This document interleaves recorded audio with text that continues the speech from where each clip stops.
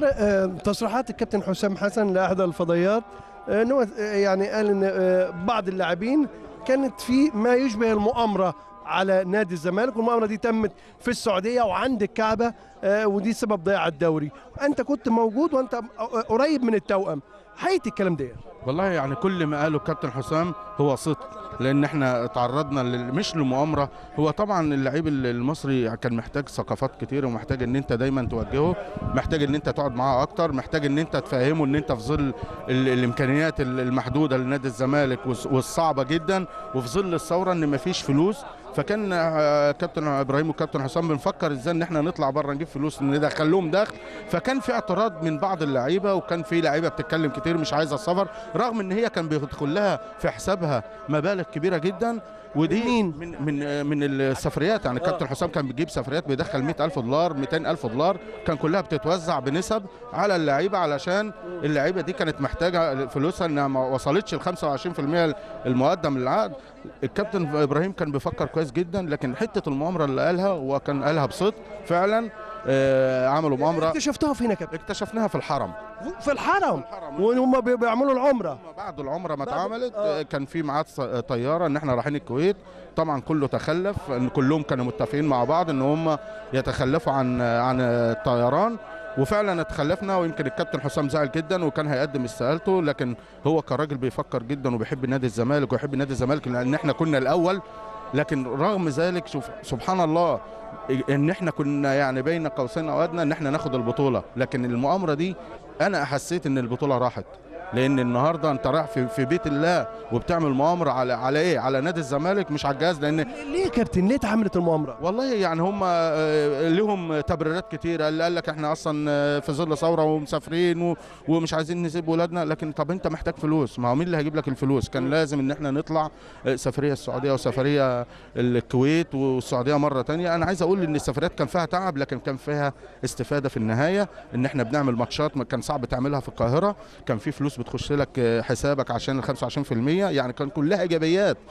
لكن في بعض اللعيبه فعلا عملوا مش يعني من الكبار يا كابتن؟ طبعا من الكبار. ورغم حوالي كام لاعب؟ مش عايزين اسماء، يعني هنقول اكتر من 50-60% من قوام الفريق، وده حاجه كبيره جدا. ده لو كان فيهم عبد الواحد طبعا. يعني انا مش عايز اذكر اسامي الكابتن ذكره، يعني مش هذكر برضه. انا بقول كل اللعيبه ومنهم عبد الواحد طالما الكابتن حسام، لان الكابتن حسام صادق في كلامه، كان يهمه المقام الاول والاخير هو نادي الزمالك. لان المؤامره ما اتعملتش على الجهاز الفني، على نادي الزمالك، لان الجهاز الفني معرض في اي وقت انه يمشي ويجي جهاز ثاني، ومفيش جهاز بيخلد في اي مكان. لكن انا عايز اقول ان المؤامره دي هي سبب رئيسي في ان احنا ضعنا منا الدوري، لان يعني اتعادلنا وخسرنا مباريات استحاله نخسرها، زي مباراه المقصه استحاله كنا نخسرها. لكن ربنا بيدي كل واحد على قد مجهوده وعلى قد فكره. يعني الدوري ضاع بفعل فاعل، وليس يعني ما راحش كده في مباريات عاديه، لكن راح بفعل فاعل. وانت تفهم انا قصدي اقول ايه؟ هي اكيد بفعل فاعل، لان احنا الحمد لله رب العالمين بظل الامكانيات والثوره اللي قامت، اللي ما كانش فيه ماديات لنادي الزمالك، كنا بنعمل وكنا بنجتهد. وفي ظل الثوره والطرق الزحمه والطرق اللي فيها مشاكل كنا بنروح التمرين وكنا ملتزمين جدا. كل ده كان عشان نادي الزمالك وعلشان احنا الاول، وعندنا هدف ان احنا ناخد بطوله نادي الزمالك من 7 سنين ما خدهاش. كنا نتمنى ان احنا ناخدها، واللعيبه دي كانت يعني الناس مش هتنساها، هتبقى في الذاكره ان هم خدوا بطوله في ظل الظروف اللي احنا فيها، و7 سنوات ما بياخدوش فيها بطوله. كانت هتبقى النادي الزمالك له قيمه كبيره جدا، قيمه في الاعلام، قيمه في الاعلانات، قيمه في الماديات. لكن الحمد لله احنا بنقول الحمد لله على الانجاز اللي احنا عملناه والفكر اللي احنا عملناه في نادي الزمالك. نتمنى ان هو السنه دي يحصل على بطوله، لان احنا يهمنا نادي الزمالك جماهيره انها تبقى سعيده جدا، ومجلس ادارته اللي بيصرف من جيبه وبيدعم النادي. نتمنى ان هو ياخد بطوله السنه دي باذن الله. شايف اللي ممكن يتآمر ان ربنا ممكن يوقفه؟ يعني لو تآمر في مره، هل ممكن ان شايف ان وانت بتقول ربنا بيجازي كل واحد على قد عمله، هل انت شايف وقوام الفريق ال 60 او 70% اللي انت قلت عليهم هم موجودين، هل شايف يعني ان الله لا يغير قوما حتى يغيروا ما بانفسهم؟ صح؟ طبعا ده اكيد. لكن انا عايز اقول حاجه، الواضح ان من بدايه الموسم ان في مشاكل وفي ذبذبه وفي مشاكل مع اللعيبه الكبار اللي بنقولها هي قوام الفرقه. نتمنى ان هم ربنا يهديهم ويكرمهم ويحسوا ان هم في نادي كبير، لان اللي بيطلع من نادي الزمالك فعلا بيتاثر جدا. وانا كنت مدرب عام نادي الزمالك، ولما طلعت بره عرفت قيمه نادي الزمالك، لان نادي كبير له جماهير عريقه، له مجلس اداره، له اعضاء كويسه جدا ومحترمه جدا. يعني انا نفسي ان اللعيب يحس بهذا الاحساس اللي انا حاسه، لان نادي الزمالك نادي عريق وكبير، نتمنى ان شاء الله ان ربنا يوفقه باذن الله.